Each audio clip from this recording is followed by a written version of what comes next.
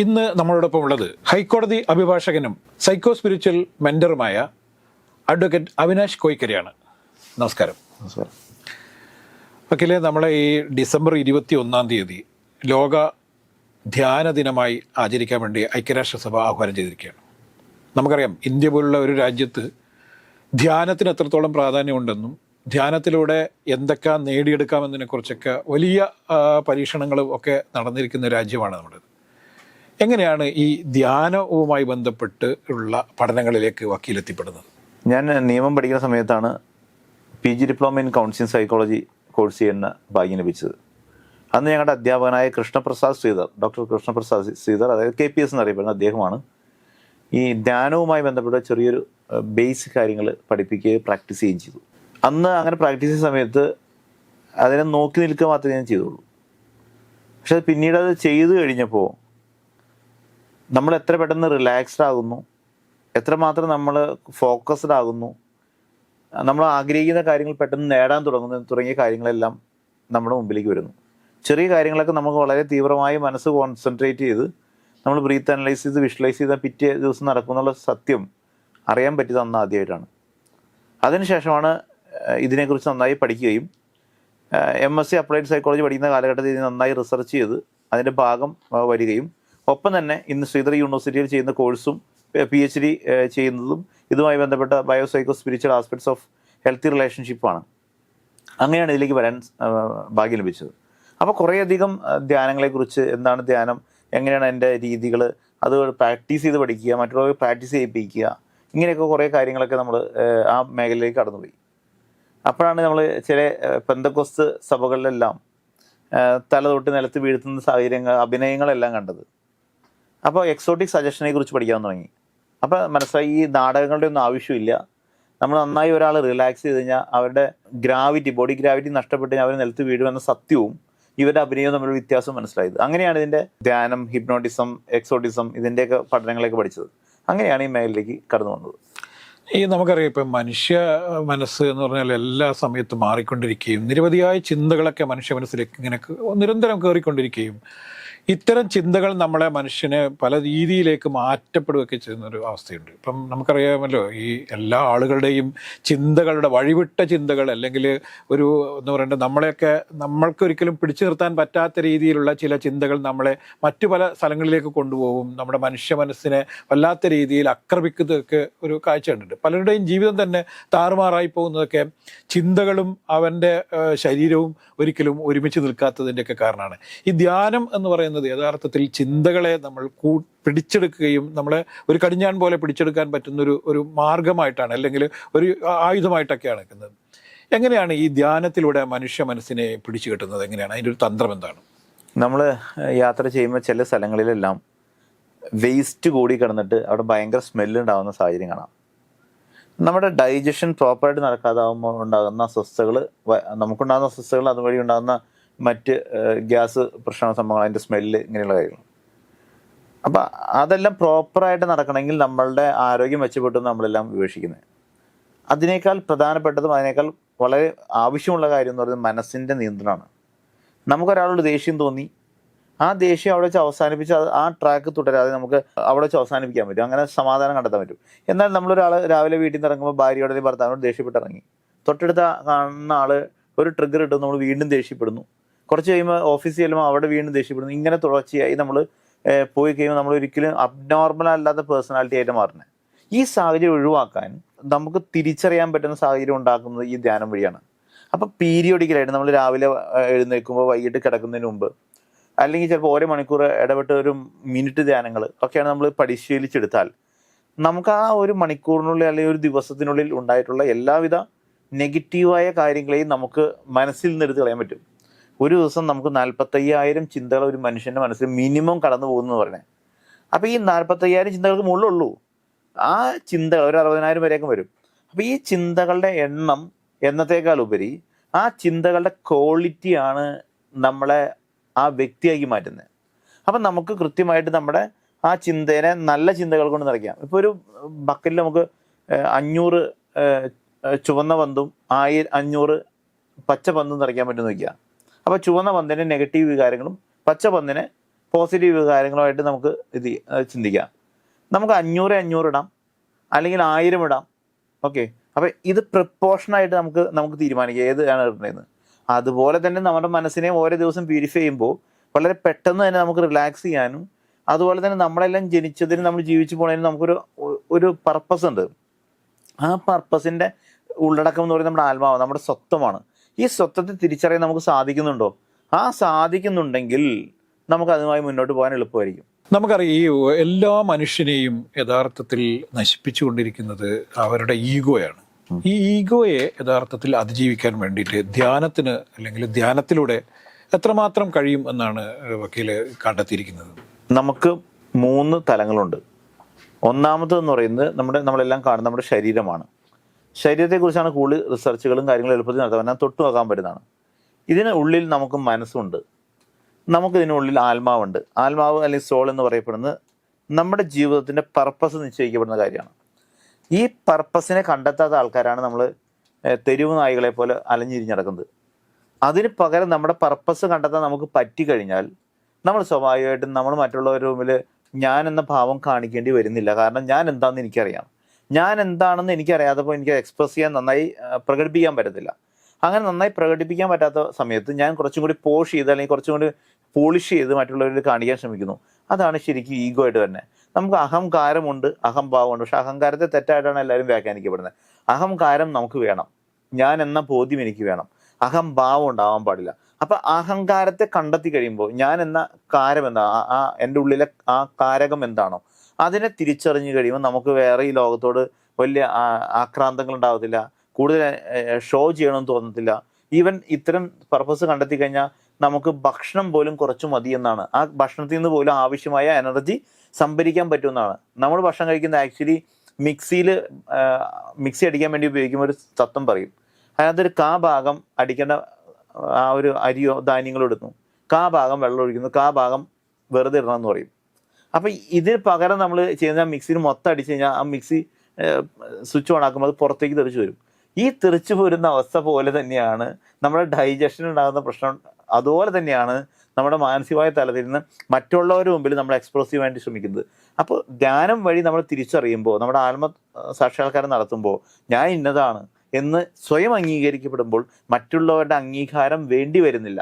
ആ അംഗീകാരം വേണ്ടാതെ വരുമ്പോൾ നമ്മുടെ ഈഗോ ഇല്ലാതായി പോയിട്ട് നമുക്കൊരു അസർട്ടീവായ സാത്വികമായ രൂപം വരും. രജോ തമോ സാത്വിക ഗുണങ്ങളിൽ രജോ ഗുണം മറ്റുള്ളവരെ സംരക്ഷിക്കാൻ ആവശ്യമാണെങ്കിൽ തമോ ഗുണം മറ്റുള്ളവരെ സംഹരിക്കാൻ ഉപയോഗിക്കുന്നത് അത് മോശം ഗുണമാണ്. എന്നാൽ സാത്വിക ഗുണം എന്ന് പറയുന്നത് നമ്മളെ സംരക്ഷിക്കാൻ ഈ പ്രപഞ്ചമുണ്ട് എന്ന ബോധ്യമാണ്. അങ്ങനെ വരുമ്പോൾ നമുക്ക് സ്വാഭാവികമായിട്ടും മറ്റുള്ളവരുടെ മുമ്പിൽ നമ്മളാണെന്ന് കാണിക്കേണ്ട ആവശ്യമില്ലാതെ പോകുന്നു. അതുകൊണ്ടാണ് ചിലപ്പോൾ പ്രൊഫഷനിലേക്ക് കടന്നവരും ഭയങ്കര ഷോ ഓഫ് കാണിക്കും. പക്ഷെ ഉയർന്നു പോകുമ്പോൾ അവർ കുറേയും കൂടി സൈലൻ്റായി ശാന്തമായി അവരെ ആ ഒരു രീതിയിലേക്ക് മെച്ചപ്പെട്ടു വരുന്നത്. ഇങ്ങനെയാണ് ആ ഒരു ഉപകാരം നടക്കുന്നത്.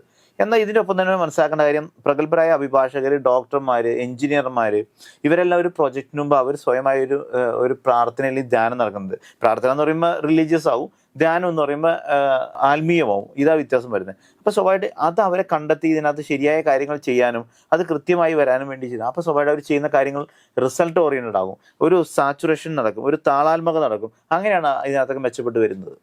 ഈ യൂറോപ്യൻ തോട്ടിലൊന്നും യഥാർത്ഥത്തിൽ ഇത്തരത്തിലുള്ള ഈ ധ്യാനം പോലെയുള്ള ഒരു പ്രോസസ്സിംഗ് ഒന്നും എവിടെ ഇല്ലാത്തതാണ്. പക്ഷേ എന്നിട്ട് പോലും ഇപ്പോൾ ലോകത്തിലാകമാനം ധ്യാനത്തെക്കുറിച്ച് സംസാരിക്കുന്നു. ഇപ്പോൾ ഐക്യരാഷ്ട്രസഭ തന്നെ 21-ാം തീയതി ലോക ധ്യാന ദിനമായൊക്കെ ആചരിക്കുന്നു എന്ന് പറയുമ്പോൾ തന്നെ ഈ ധ്യാനം എന്നുള്ള ഒരു ഈ പ്രോസസ്സിങ്ങിന് വലിയ രീതിയിൽ സ്വീകാര്യത കിട്ടുന്നതായിട്ട് വേണ്ടേ നമ്മൾ കണക്കൂട്ടാൻ? തീർച്ചയായും. യൂറോപ്യൻ രാജ്യമായ ലിങ്സ്റ്റൻസ്റ്റൈൻ തന്നെയാണ് ഇത് ഒരു പ്രമേയം കൊണ്ടുവന്നത്. ഈ വേദകാലത്ത് തന്നെ ധ്യാനമുണ്ട്, അവിടെ നിന്നിട്ടാണ് ധ്യാനം തുടങ്ങുന്നത്. അപ്പം ആ ധ്യാനത്തിൻ്റെ പ്രസക്തി മനസ്സിലാക്കിയത് ഭാരതീയരെക്കാൾ കൂടുതൽ മറ്റുള്ളവരാണെന്ന് മനസ്സിലാക്കണം. ആ ധ്യാനം വഴി അവരിവിടെ ഇന്ത്യയിൽ വന്ന് ഈ ഭാരത സംസ്കാരത്തെ പഠിച്ചപ്പോൾ ആ ധ്യാനത്തിൻ്റെ പ്രസക്തി മനസ്സിലാക്കി അവർ പ്രാക്ടീസ് ചെയ്ത്, അതിന് പ്രാക്ടീസ് ചെയ്യാൻ കൊണ്ടുവന്ന് വെച്ചാൽ പണ്ട് ധ്യാനം ഒരു വ്യക്തികൾ തമ്മിൽ കൈമാറി പോകുന്നതാണ്. ഇന്ന് ശാസ്ത്ര സാങ്കേതിക വളർച്ചയോടുകൂടി ഇത് ലോകം മുഴുവനും കാണുന്ന സാഹചര്യത്തിലെത്തി. ഭാഷ ഇംഗ്ലീഷ് എല്ലാവരും മലയാളികൾ ഹിന്ദിക്കാരും പഠിക്കാൻ തുടങ്ങിയതോടെ ഇത് ലോകം മുഴുവനും പ്രചരിപ്പിക്കാൻ സാധ്യതയായി. അങ്ങനെയാണ് ലോകരാജ്യങ്ങൾ മുഴുവനും ഇത്തരം രീതിയിലുള്ള പ്രസക്തിയിലേക്ക് വന്നത്. എന്ന് മാത്രമല്ല, പല രാജ്യങ്ങളുടെയും ഒരു താത്വികമായ ബുദ്ധിപരമായ ചിന്തിക്കുന്ന രാജ്യങ്ങളിലെല്ലാം മതത്തെക്കാൾ ഉപരി ധ്യാനം എന്ന് പറയുന്ന ഒരു കോൺസെപ്റ്റിലേക്ക് വരുന്നു. അത് മതപരമായ ധ്യാനമല്ല, അതിനപ്പുറം പ്രാർത്ഥന ധ്യാനമായി ധ്യാനത്തെ കുറേ കൂടി സ്പിരിച്വലായ കോൺസെപ്റ്റിലേക്ക് പോകുന്നതിൻ്റെ ഭാഗമായിട്ട് കൂടിയാണ് യൂറോപ്യൻ രാജ്യങ്ങളിൽ നിന്ന് ഇങ്ങനെ തുടക്കം ഉണ്ടായെന്ന് നമ്മൾ പ്രതീക്ഷിക്കേണ്ടി വരും. നമ്മൾ ഇപ്പോൾ ഈ ഇരിക്കുന്നത് വലിയ കലുഷിതമായ ഒരു പ്രത്യേക സാഹചര്യത്തിലാണ്. കലുഷിതം എന്ന് ഉദ്ദേശിച്ചത് ലോകത്തിലാകമാനം വെറിയും അതുപോലെ തന്നെ പരസ്പരമുള്ള വലിയ ആക്രമിക്കുക എന്നത് മാത്രമായി ചെറുക്കും. ഇപ്പോൾ നമുക്ക് ഇപ്പോൾ ഇസ്രായേലിലും ഹമാസും തമ്മിൽ യുദ്ധം നടക്കുന്നു, അതുപോലെ തന്നെ റഷ്യയിൽ യുദ്ധം നടക്കുന്നു. അങ്ങനെ പല സ്ഥലങ്ങളിലും യുദ്ധത്തിന് സമാനമായ രീതിയിലുള്ള ചില വലിയ പ്രശ്നങ്ങളിലേക്ക് പോയിക്കൊണ്ടിരിക്കുന്നു. ഇത്തരം ഒരു സാഹചര്യത്തിൽ യഥാർത്ഥത്തിൽ ഈ ധ്യാനം പോലുള്ള ഈ പ്രക്രിയയ്ക്ക് എത്രത്തോളം ലോകത്തിൽ തന്നെ എത്രത്തോളം പ്രസക്തി ഉണ്ടെന്ന് കൂടി നമ്മൾ ചിന്തിക്കേണ്ടിയിരിക്കുന്നു. എന്താണ് അതിനെക്കുറിച്ചൊരു അഭിപ്രായം? ഇന്ന് ഏറ്റവും കൂടുതൽ ആളുകൾ യാത്ര ചെയ്യുന്ന കാലഘട്ടം. നമ്മൾ ഒരു കാര്യം ശ്രദ്ധിച്ചു നോക്കുക, നമ്മൾ ഫോൺ ചെയ്യുന്ന സമയത്ത് ഒരു നല്ലൊരു കമ്മ്യൂണിക്കേഷൻ നടക്കണമെങ്കിൽ നമ്മൾ ഇരുന്നുകൊണ്ട് അല്ലെങ്കിൽ ഒന്ന് അല്പം നടന്നുകൊണ്ട് നമ്മൾ ഫോൺ ചെയ്യും. പക്ഷെ ഭയങ്കര സ്ട്രെസ്ഫുൾ ആയിട്ടുള്ളൊരു ഫോൺ കോളാണ് വരണമെങ്കിൽ നമ്മുടെ വേഗത കൂടും, നമ്മൾ ഭയങ്കര അസ്വസ്ഥം കൈ വീശിയൊക്കെ നടന്നിങ്ങനെ ഭയങ്കരമായിട്ട് ഇത് ഫോൺ ചെയ്തുകൊണ്ടിരിക്കും. അതുപോലെ തന്നെയാണ് കൂടുതൽ യാത്ര ചെയ്യുന്ന ആൾക്കാരെ സംബന്ധിച്ചാൽ അവർ അസ്വസ്ഥരാണ്. അവരൊരിക്കലും ഒരു സ്ഥലത്തു നിന്നും പ്ലഷർ കണ്ടെത്താൻ പറ്റുന്നില്ല. നമ്മൾ പണ്ട് പറയുമല്ലോ, നമ്മുടെ ഈ ഒരു മാനിൻ്റെ കഥ പറയുമല്ലോ, അതിൻ്റെ സുഗന്ധം വരുന്ന ഇത് അവരുടെ നാഭിയിലാണെന്ന് തിരിച്ചറിയാതെ അലയുന്ന പോലെയാണ് നമ്മുടെ സ്വത്വത്തെ തിരിച്ചറിയാൻ പറ്റാത്ത മനുഷ്യരുടെ അവസ്ഥ. കസ്തൂരിമാൻ്റെ കഥ. അപ്പോൾ സ്വത്വത്തെ തിരിച്ചറിയാൻ പറ്റാതെ വരുമ്പോൾ എന്ത് ചെയ്യും? നമ്മൾ അവരെ ഇടിച്ചു താഴ്ത്താൻ നോക്കും, അവരെ ആക്രമിക്കാൻ നോക്കും. അതാണ് യുദ്ധവും മറ്റ് പ്രശ്നങ്ങളൊക്കെ ഉണ്ടാകുന്നത്. കാരണം എനിക്കൊരു 100 വർഷമേ ജീവിച്ചിരിക്കുകയുള്ളൂ, എൻ്റെ സ്പേസ് ഇതാണ്, എൻ്റെ സോൺ ഇതാണ്, എനിക്കിത്രേ കഴിക്കാൻ പറ്റുള്ളൂ, എനിക്കിത്രേ ചെയ്യാൻ പറ്റുള്ളൂ, എനിക്കിത്രേ നേടാൻ പറ്റുള്ളൂ എന്ന് തീരുമാനിച്ചാൽ, അല്ലെങ്കിൽ എനിക്ക് മറ്റുള്ളവരെ ശല്യം ചെയ്യാൻ നേടാൻ സാധിക്കുമെന്ന് തീരുമാനിച്ചാൽ നമുക്ക് പ്രശ്നങ്ങളില്ലാതെ പോകാൻ പറ്റും. അത് തിരിച്ചറിയാൻ എന്നുകൂടി കരുതിയിട്ടാണ് ഐക്യരാഷ്ട്ര സംഘടന അത്തരം രീതിയിലുള്ള തീരുമാനം എടുത്തതെന്നാണ് ഞാൻ മനസ്സിലാക്കുന്നത്. ഇപ്പം ധ്യാനം എന്ന് പറയുമ്പോൾ നമുക്കറിയാം, ഇപ്പം ധ്യാന ഗുരു എന്നൊക്കെ പറഞ്ഞ് പല സ്ഥലങ്ങളിൽ ധ്യാനം നടക്കുന്നു. ഇപ്പോൾ പോട്ടയിലും ഒക്കെ നമുക്കറിയാം ദീർഘകാലമായിട്ട് ധ്യാനം നടക്കുന്നു. ഈ യഥാർത്ഥത്തിൽ ഇത്തരത്തിലുള്ള വിശ്വാസപരമായിട്ടുള്ള ധ്യാനവും നമ്മൾ ഇപ്പോൾ സംസാരിക്കുന്ന ധ്യാനവും തമ്മിലുള്ള എങ്ങനെയാണ് വിവേചിച്ചറിയുന്നത്? അത്തരം ധ്യാനങ്ങൾ, മതപരമായ ധ്യാനങ്ങൾ, പ്രാർത്ഥനാ ധ്യാനങ്ങൾ, ഭക്തി ധ്യാനങ്ങൾ എന്നറിയപ്പെടുന്നത്. ഇത്തരം ധ്യാനങ്ങൾ ആത്മധ്യാനങ്ങൾ, അതിന് മനസ്ഥിതി ധ്യാനങ്ങൾ എന്നറിയപ്പെടുന്നത്. ഇത്തരം ധ്യാനങ്ങൾ ചെയ്യുമ്പോൾ, നമ്മൾ പറയുന്ന ടൈപ്പുള്ള ധ്യാനങ്ങൾ ചെയ്യുമ്പോൾ നമ്മൾ പഠിപ്പിക്കുന്നത് ബയോസൈക്കോ സ്പിരിച്വൽ തെറാപ്പിയാണ്. ഇത്തരം ധ്യാനങ്ങൾ ചെയ്യുന്ന സമയത്ത് നമ്മൾ സൈലൻ്റ് ആയിട്ടുള്ള ഏരിയ അല്ലെങ്കിൽ സൈലൻ്റ് ആയിട്ടുള്ള സജഷൻസ് ഉപയോഗിക്കുന്നത്. അവിടെ ഉപയോഗിക്കുന്നത് കരിസ്മാറ്റിക് ടൈപ്പ്, കുറേ കൂടി അതോറിറ്റേറിയൻ ടൈപ്പ് ശൈലി ഉപയോഗിക്കുന്നത്. അത് അടിച്ചേൽപ്പിക്കൽ ശൈലിയാണ്. അതിൽ വിശ്വാസം ഉണ്ടാകാൻ സാധ്യത കുറയുന്നു. അതുകൊണ്ട് അവിടെ റിസൾട്ട് ഇല്ലാതെ പോകുന്നു, എന്നാൽ കുറേയധികം റിസൾട്ട് ഉണ്ടായി പോകുന്നുണ്ട്. ഇത്തരം ധ്യാനങ്ങൾ എന്ന് പറഞ്ഞാൽ നമ്മുടെ ഉള്ളിലേക്കാണ് പോകണം, പുറത്തേക്ക് ചിന്തിക്കുന്ന പോലുമില്ല. നമ്മളെ കുറിച്ച് മാത്രമേ ചിന്തിക്കുന്നുള്ളൂ. നമ്മൾ എങ്ങനെയാണ് സാച്ചുറേറ്റ് ചെയ്യുന്നത്, എങ്ങനെയാണ് കണക്ട് ചെയ്യേണ്ടത്. നമ്മൾ പറയുന്ന ധ്യാനങ്ങളുടെ ഗുണങ്ങളോ അല്ലെങ്കിൽ ഫോക്കസ് ചെയ്യേണ്ട കാര്യങ്ങളോ, ഒന്നാമത്തെ കാര്യം ഹെൽത്താണ്, ആരോഗ്യമാണ്.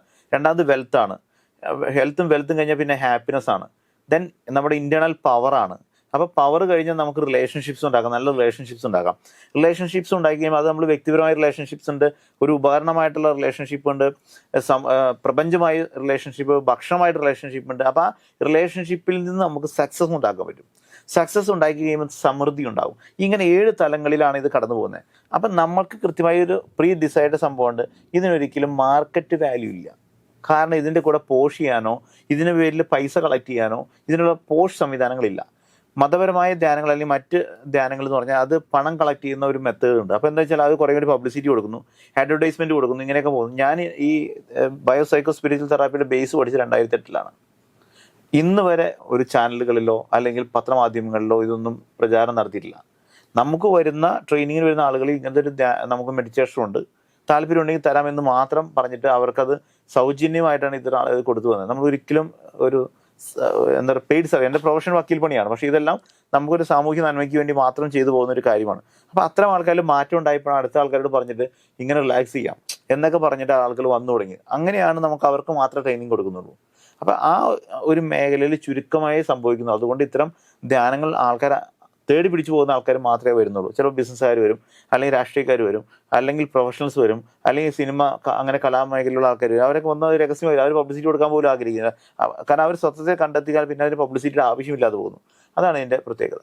ഈ നമ്മൾ ഇപ്പോൾ ദീർഘകാലമായി സംസാരിച്ചുകൊണ്ടിരിക്കുന്ന ഒരു വിഷയമുണ്ട്. കാരണം യുവാക്കളുടെ ഇടയിൽ ഈ ലഹരിയോടുള്ള ആസക്തി വർദ്ധിക്കുന്നു. അതുപോലെ തന്നെ വലിയൊരു തലമുറ അങ്ങനെ തന്നെ ഈ ലഹരിയിൽ അടിമകളാകുന്നു. പലതരത്തിലുള്ള സിന്തറ്റിക് ലഹരി ആയാലും ശരി. അങ്ങനെ നമുക്കറിയാം ധ്യാനവുമായി ബന്ധപ്പെട്ടൊക്കെ നേരത്തെ ലഹരിക്ക് ചില ബന്ധങ്ങളുണ്ട്. ഇപ്പോൾ ബാങ്ക് ഒക്കെ ഉപയോഗിക്കുന്ന സന്യാസിമാർ ഇന്ത്യയിൽ ധാരാളം ഉണ്ടായിരുന്നു. പക്ഷേ ഇപ്പോൾ നമ്മൾ കാണുന്നത് പ്ലഷർ, നേരത്തെ വക്കീൽ പറഞ്ഞ പോലെ പ്ലഷർ കണ്ടെത്തുന്നതിനുള്ള ശ്രമം എല്ലാവരും നടത്തുന്നത്. അതിൻ്റെ ഭാഗമായിട്ട് തന്നെയാണ് നമ്മളുടെ യുവാക്കൾ, പ്രത്യേകിച്ചിട്ട് ഇപ്പോൾ സ്കൂൾ തലത്തിലുള്ള കുട്ടികളടക്കം ഈ ഇത്തരത്തിലുള്ള ലഹരിയുടെ അടിമകളായി മാറുന്നു. ഇതിനെയൊക്കെ അതിജീവിക്കാൻ വേണ്ടി നമുക്ക് എന്തുകൊണ്ട് ഈ ധ്യാനത്തെ ഉപയോഗിച്ചുകൂടാതാണ്? ധ്യാനത്തെ നന്നായി ഉപയോഗിക്കാം, പക്ഷേ ഇതിന് പ്രചാരണം നടത്താൻ ആരും ഉണ്ടാവില്ല. കാരണം ഇത് ഒരു വരുമാന സ്രോതസ്സല്ല, ഒരു സാമൂഹ്യ നന്മയ്ക്കുള്ള കാര്യം മാത്രം. സർക്കാർ തലത്തിൽ തന്നെ ഇത് ആരംഭിക്കാൻ സാധിക്കുള്ളൂ, ഒന്നാമത്തെ കാര്യം. രണ്ടാമത് നല്ല പ്രൊഫഷണൽസിനെ വാർത്തെടുക്കണം. മൂന്നാമത്തെ കാര്യം എന്ന് പറയുന്നത് വിവാഹം കഴിക്കുന്ന ആളുകൾ തമ്മിലുള്ള മാനസിക നില, അവരുടെ മാനസിക നില പരസ്പരം തിരിച്ചറിയുന്നത്, ഒരുമിച്ചുള്ള തീരുമാനം എടുക്കുന്നത്. പണ്ട് കാലത്ത് ആണ് തീരുമാനം എടുക്കും, ഇന്നത്തെ കാലത്ത് പെണ്ണ് തീരുമാനം എടുക്കും. പക്ഷെ അതിന് അവർ രണ്ടുപേരും ഒരുമിച്ച് തീരുമാനം എടുക്കുന്നത് അവരുടെ മനോനിലകൾ, ഇതെല്ലാം അവരുടെ കുഞ്ഞുങ്ങളെ ബാധിക്കുന്നുണ്ട്. ആ കുഞ്ഞുങ്ങളും ഒരു ഇൻഡിവിജ്വൽ പേഴ്സണാലിറ്റി ആണെന്ന് മനസ്സിലാക്കിയിട്ട് ആ കുഞ്ഞുങ്ങളുടെ അഭിപ്രായത്തെ അവർ പറയാനുള്ള അവസരങ്ങൾ കൊടുക്കാതെ വരുമ്പോൾ അവരെ അംഗീകരിക്കുന്നില്ല എന്ന തോന്നലിൻ്റെ ഭാഗമാണ് ഈ കുട്ടികളിൽ, സ്കൂൾ കുട്ടികളിൽ ഇന്ന് ലഹരിയുടെ ഉപയോഗവും ലൈംഗിക അതിക്രമങ്ങളെല്ലാം സംഭവിച്ചു തുടങ്ങുന്നത്. ഇത് വളർന്നു വരുമ്പോൾ കൂടി വരും. അപ്പോൾ അവരുടെ ഒരു എന്താ പറയുക, മനസ്സിൻ്റെ ചൂട് എന്ന് തന്നെ പറയാം, ആ ചൂട് കുറച്ച് ഒരു മിതമായ അവസ്ഥയിൽ, ശീതോഷ്ണത കുറഞ്ഞത് ആ ഒരു കാലാവസ്ഥയിലേക്ക് അവർ മനസ്സിനെ കൊണ്ടുപോകാൻ പറ്റുന്ന ധ്യാനത്തെ പരിശീലിപ്പിക്കാൻ തയ്യാറായേ പറ്റുള്ളൂ. അത് സ്കൂൾ തലത്തിൽ തൊട്ട് പഠിപ്പിക്കണം. കഴിഞ്ഞ ദിവസങ്ങളിൽ ഞാൻ ജപ്പാൻ്റെ കുട്ടികളുടെ ഒരു ഇത് കണ്ടു. അവർ നല്ല പ്രോസസ്സ് ചെയ്ത് അവർ ചെയ്യേണ്ട കാര്യങ്ങളെല്ലാം കൃത്യമായിട്ട് ഒറ്റയ്ക്ക് ചെയ്യാൻ കുഞ്ഞുനാൾ പോലെ പഠിക്കുന്നുണ്ട്. നമ്മുടെ കുട്ടികൾക്ക് ആ കഴിവുണ്ട്. ആ കഴിവ് നമ്മുടെ കുട്ടികളെല്ലാം, ഇന്നത്തെ കുട്ടികൾ മൊബൈൽ ഫോൺ നോക്കുന്നതൊക്കെ നമ്മൾ നോക്കുന്നതൊക്കെ ഭംഗിയുടെ ഒരു മാറ്റി നോക്കുന്നതൊക്കെ കാണാം. അതിനകത്ത് വർഷങ്ങൾക്ക് മുമ്പ് ഞാൻ ട്രെയിനിൽ യാത്ര സമയത്ത്, ഞാൻ പഠിക്കുന്ന സമയത്ത് ട്രെയിനിൽ യാത്ര സമയത്ത് നമ്മുടെ ഇന്ത്യക്കാരൻ്റെ കുട്ടി ബർത്തിലേക്ക് കയറുന്നു. അപ്പോൾ ആ കുട്ടിയുടെ അമ്മ എന്ത് ചെയ്തു വെച്ചാൽ ഈ കുട്ടിയെ എടുത്ത് മുകളിലോട്ട് വെച്ച് കൊടുക്കുകയാണ്. ഇതുപോലെ തന്നെ മറ്റൊരു വിദേശിയുടെ കുട്ടി ഇതുപോലെ തന്നെ മുകളിലോട്ട് കയറുന്ന സമയത്ത് അമ്മ പിന്നിലുണ്ട്, കുട്ടി കയറിക്കോളെന്ന് സപ്പോർട്ട് ചെയ്ത് പിന്നിൽ നിൽക്കുന്ന സാഹചര്യം അതിലോ. അപ്പോൾ ഇത് ഗൈഡ് ചെയ്യാൻ അവർ തയ്യാറാവുന്നുള്ളൂ. നമ്മൾ ഇവരെ എടുത്ത് അപ്പുറത്തേക്ക് വെച്ച് കൊടുക്കുമ്പോൾ ഇവരുടെ സ്കില്ല് ഡെവലപ്പ് ചെയ്യുന്നില്ല. അപ്പോൾ സ്വാഭാവികമായിട്ട് നമുക്ക് വേണ്ട കുറേയധികം സ്കില്ലുകളുണ്ട്. റിലാക്സേഷൻ സ്കില്ലുണ്ട്, നമുക്ക് ഫോക്കസിങ് സ്കില്ലുണ്ട്, നമുക്ക് കമ്മ്യൂണിക്കേഷൻ സ്കില്ലുണ്ട്, എക്സിക്യൂഷൻ സ്കില്ലുണ്ട്. ഇതെല്ലാം ഓവറോളായിട്ട് നമ്മൾ വളർത്തിയെടുത്താൽ മാത്രമാണ് ഈ ഒരു റിസൾട്ട് ഉണ്ടാക്കാൻ സാധിക്കുള്ളൂ. നമുക്ക് ആവശ്യമായ റിസോഴ്സ് ഇന്ന് ഇന്ത്യയിലുണ്ട്, പക്ഷേ ഈ റിസോഴ്സിനെ പരിശീലിപ്പിക്കുന്നില്ല എന്നാണ് പ്രശ്നം. ആ പരിശീലനം പണ്ട് കാലത്തെ അപേക്ഷിച്ച് ആവശ്യമാണ്. കാരണം പണ്ട് ഒരു മൃഗീയമായ രീതിയിൽ ജീവിച്ചിരിക്കുന്ന ഒന്നാമത്തെ കാര്യം.